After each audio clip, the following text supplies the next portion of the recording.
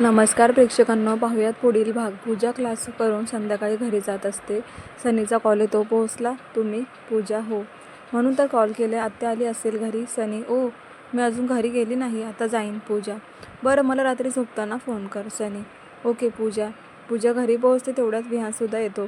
दोघे हसत बोलतच आत येत असतात. हॉलमध्ये सगळेजण गप्पा मारत बसलेले असतात. फक्त मोठी आई सोडून पूजा हळूहळू चालतच हॉलमध्ये येते. आत्याजवळ जात: कशा आहात? मी बरी आहे. मला काय धाड भरली आहे? आत्या ठसक्यात. पूजा गप्पच होते. तशीच उभी राहून आहे बघून. का सूनबाई, तुमच्याकडे पाया पडायची पद्धत नाही का? आत्या: हो हो बोलून पूजा लगेच पाया पडते. काय गं, आता तर आलीस, लगेच त्रास द्यायला चालू केलीस? आजी हसतच: मी आलेच फ्रेश होऊन. पूजा वर रूममध्ये येते. पटपट आवरते आणि खाली डायरेक्ट किचनमध्ये जाते. आई, मदत करू? पूजा: तसं आई तिच्याकडे बघत: सगळं झालंय, फक्त बाहेर ठेवून ये. मोठी आई: बरं, पण आई, हे सगळं तुम्ही बनवलंय?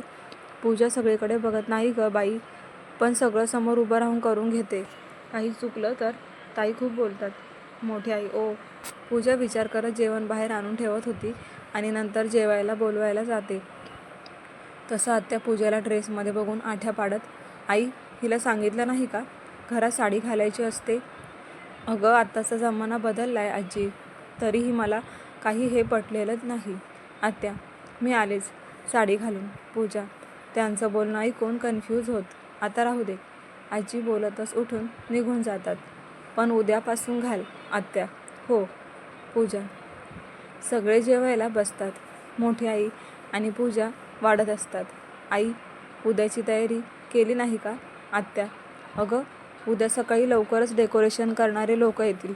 काका: बरं. आत्या: आज इरा जास्त काही बोलत नव्हती. जेवण झाल्यावर सगळे गार्डनमध्ये फिरत असतात. पूजा आवरतच: इरा, काही झाले का गं तुला? नाही गं, उद्यापासून टेस्ट चालू होणार आहे, टेन्शन आले. इरा: मग स्टडी केला नाही का?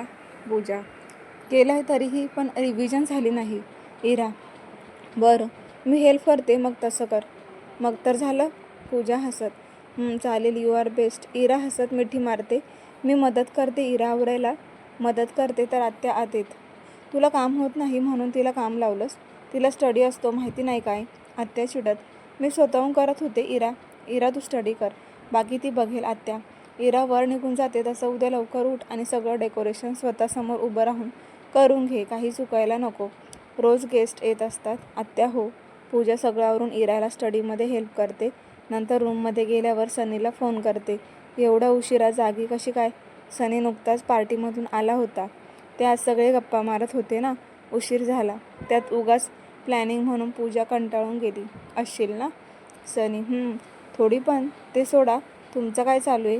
पूजा: अगं, मीटिंग उद्या ठेवली, आज पार्टी होती, सो आत्ताच आलो आहे. सनी: ओ, म्हणजे ड्रिंक? पूजा: रोज रोज पिऊन माझं लिव्हर खराब करून घेऊ काय? कधीतरी ठीक आहे. सनी: बरं, मी झोपते आता, उद्या लवकर उठायचं आहे. पूजा दोघे फोनवर बोलून झोपून जातात. अलार्म लावून पूजा आज पहाटेच उठली होती. इराला स्टडीसाठी उठवून बसवते. पूजा साडी घालून खाली आली होती. आत्या, मोठी आईसुद्धा आवरून खाली आलेल्या असतात. सगळ्यांना चहा, ब्रेकफास्टची तयारी करत होती. बनवून झाल्यावर स्वतःसमोर उभं राहून डेकोरेशन करून घेत होती. बाकी सगळे हळूहळू खाली येत होते. इरा, आज तरी लवकर उठता येत नाही का? आत्या: मी स्टडी करत होते, टाईमपास नाही. इरा, ही बोलायची पद्धत आहे का? मोठी आई: आईसारखी आहे. आत्या: पूजा डायनिंग टेबलजवळ येत: झालंय डेकोरेशन, ऑफिसमध्ये पण करून यावं लागेल. पूजा: हो, पण तिकडे कोण जाणार? मोठी आई: त्यांना पत्ता पाठव, पिऊन असेल, तो करून. आत्या: पूजा जाऊन कसं डेकोरेशन करायचं सगळं सांगून येते. आत्तापर्यंत सगळे ब्रेकफास्टला आले होते. सगळे एकत्रच बसतात. आज गणपती बाप्पा येईपर्यंत उपवास करावा लागणार होता, म्हणून फळं खात असते. आत्या शेजारी बसल्या म्हणून ती घाबरून थोडंच खाऊन उठते. आधी घरी का ऑफिसमध्ये बसवायचा, यावर सगळे डिस्कस करत असतात. सगळे लहान ऑफिसचा गणपती बसवून येतील, आपण आश्रमातला बसवू. काका आणि संध्याकाळी आपल्या घरातला. सगळेच असतील आणि घाई पण होणार नाही. आजी: जा लवकर जाऊन आवरा. काका तसे सगळे आवरायला वर जातात. आज छान अशी हिरवी पैठणी नेसली होती. साथ मेकअप, सुंदर दिसत होती. आज तिला राहून राहून सनीची आठवण येत होती. आय मिस यू नवरोबा. फोटोला किस करते आणि फोन लावते. तर नेहमीप्रमाणे सनी कॉल रिसीव करत नाही. इराने सुद्धा आज ट्रेडिशनल ड्रेस घातला होता, तर बाकी सगळी मुलं आज कुर्ता घालून तयार होती. सगळे निघायला लागतात तसं आत्या शेवटी पूजाला थांबवून घेतात. लवकर ये, आज नैवेद्य तुला बनवायचा आहे. आणि हो, आज पाहुणे येणार आहे. आत्या बरं. पूजा सगळे ऑफिसला येतात. गणपती बाप्पाचं आगमन होतं. आज विहान पूजेला बसणार होता, तर पूजा सगळी तयारी बघत होती. करण, राज, इरा, सोनाली आणि ऐश्वर्यासोबत थांबले होते. सुमेधासुद्धा पूजाला मदत करत होती, तर सानिका इकडे रागात चरफडत होती. ही काय एवढी पुढे पुढे करतीये म्हणून. तर स्वप्नील आणि अनुज एकत्र थांबले होते. आज ती पूजा कडक दिसते ना अनुज. तर स्वप्नील, तिचं लग्न झाले, गप्प बस. मग काय झालं. अरे म्हणजे बघ, रोज किती साधी राहते, पण आज छान दिसते ना. उगाच लग्न केलं तिने एवढ्या लवकर. असू दे, अजूनही वेळ गेली नाही. अनुज अजून एकटक बघत होता. बाबा, मार खाशील तिच्या नवऱ्याचा. स्वप्नील, तिच्या नवऱ्याला कसं कळणार. बघू, ट्राय तर करू. ती नक्कीच पटेल. तिच्यापेक्षा चांगली पोस्ट आणि सॅलरी आहे. अनुज कॉलर ताठ करत. स्वप्नील मनातच कपाळावर हात मारून निघून जातो. तर इकडे करण, राज आणि विहानकडे सगळं बघत होत्या. रिच अँड हँडसम मुलं, त्यात सरांचे भाऊ, मग बघणारच सोनाली ऐश्वर्याला. वहिनी अजून किती वेळ. इरा वैतागत. झालं. पूजा तर बाकी सगळे आपल्या धुंदीत असतात. इरा सगळ्यांसोबतचे फोटो स्टेटसला टाकत असते, तर पूजाचे काम करतानाचे कॅन्डिड फोटो काढून सनीला पाठवते. सगळे आरतीला जमतात. आरती होते आणि आज सगळ्यांना कंपनीतर्फे लंच होतं, म्हणून सगळे निघून कॅन्टीनला जातात. पूजाचा फोन वाजतो. बघते तर सनीचा व्हिडिओ कॉल होता. एका साईडला कोपऱ्यात जाऊन फोन उचलते. दोघे फक्त एकमेकांना बघत असतात. झाली पूजा. सनी, हो आत्ताच झाली. आता घरी जाणार आहे. तिकडे पण तयारी करावी लागेल ना. त्यात आज पाहुणे. पूजा बडबडतच असते की छान दिसते. सनी, तसं पूजा लाजते. बरं आत्या, काय म्हणतायत. सगळे व्यवस्थित आहेत ना. सनी, सगळं व्यवस्थित आहे. इकडची काळजी करू नका. पण तुम्ही कधी येणार. पूजा, अजून 4 दिवस लागतील. सनी, तेवढ्यात. पूजा, इकडे ये ना, आपण सेल्फी काढू. सुमेधा हाक मारत असते. हो आलेच, 2 मिनिट. पूजा, कोण आहे. सनी, ते सुमेधा बोलवते. पूजा, ओके, तिच्यासोबत डिस्टन्स मेंटेन कर. सनी शांत होत. हो, तुम्ही काळजी घ्या, जेवण करा. मी लावते नंतर फोन. पूजा. सगळे घरी निघून जातात. दुपारी सगळे एकत्र जेवायला बसतात. सगळे गप्पा मारत जेवत असतात. पण आत्यामुळे मोठी आईसुद्धा काहीच बोलत नसते. त्यामुळे पूजा पण शांत बसत असते. सगळे जेवण करून वर जातच असतात की पूजा फ्रेश होऊन खाली एक काम आहे. आत्या. सगळे आराम करायला जातात आणि पूजा साडी बदलून खाली आत्याच्या रूममध्ये जाते. त्या बेडवर बसून कोणतं तरी पुस्तक वाचत होत्या. आत्या. पूजा, ये इकडे येऊन बस. आत्या. पूजा घाबरतच जवळ जाऊन पायाजवळ बेडवर असते. तिथे बसते. आज संध्याकाळी जेवणाचा मेनू सांगते. अजून गेस्ट येणार असतात. सगळं समजावून सांगत असते, पण बोलत जरा कठोरपणा असतो. जा, आत्तापासून तयारीला लागा. आणि हो, समोर उभं राहून करून घे. काही चुकायला नको. पण नैवेद्य सगळा तू बनवायचा. आत्या. बरं. पूजा, एवढं सगळं करायचं. टेन्शन आलं होतं. मोठ्या आईंना विचारून जावं म्हणून जाते, तर कळतं त्यांचं डोकं दुखते म्हणून झोपलेत. स्वतः जाऊन मेडला हाताखाली घेऊन तयारीला लागते. सगळे 6च्या दरम्यान येतात. चहा पाणी करते, परत कामाला लागते. आज पहिल्यांदा एवढं मोठं काम सांगितलं होतं, त्यात एवढा मोठा मेनू. समोर उभं राहून करून घेणं सुद्धा रिस्की वाटत होतं. त्यात नैवेद्यासाठी मोदक, शिरा, तयारीपासून सगळं स्वतः बनवत होती.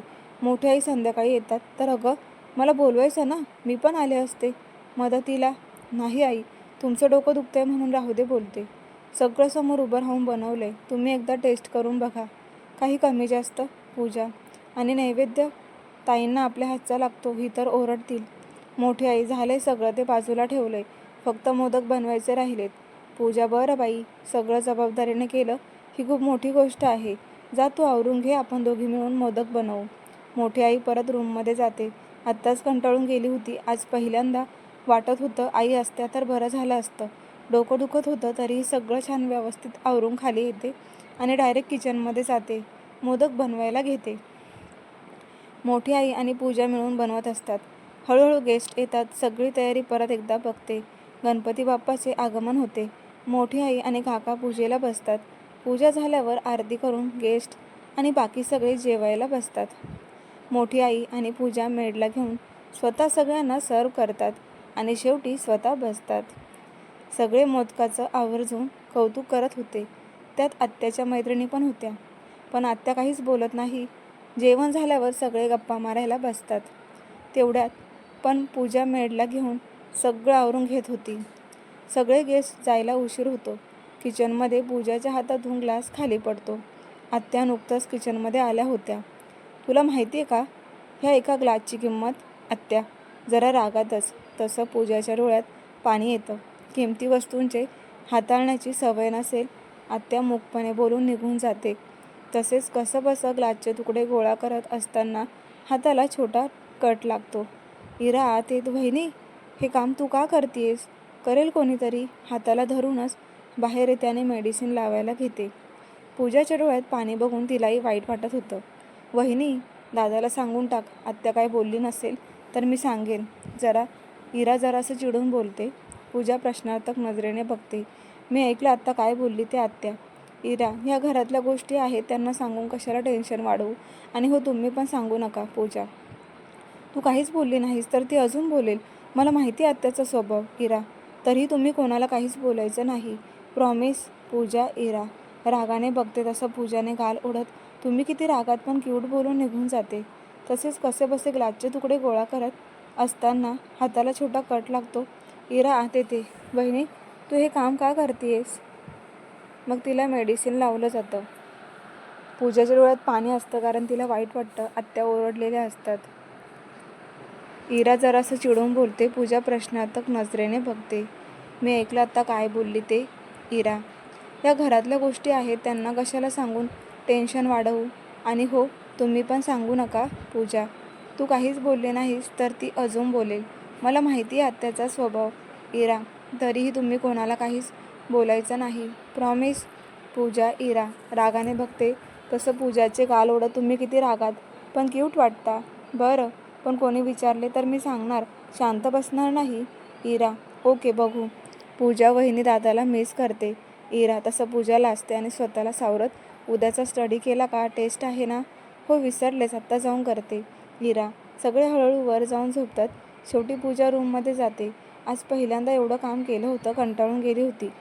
फ्रेश होऊन लगेच झोपून जाते कारण परत उद्या पहाटे उठायचं होतं. परत दुसरा दिवस तसाच कामात जातो.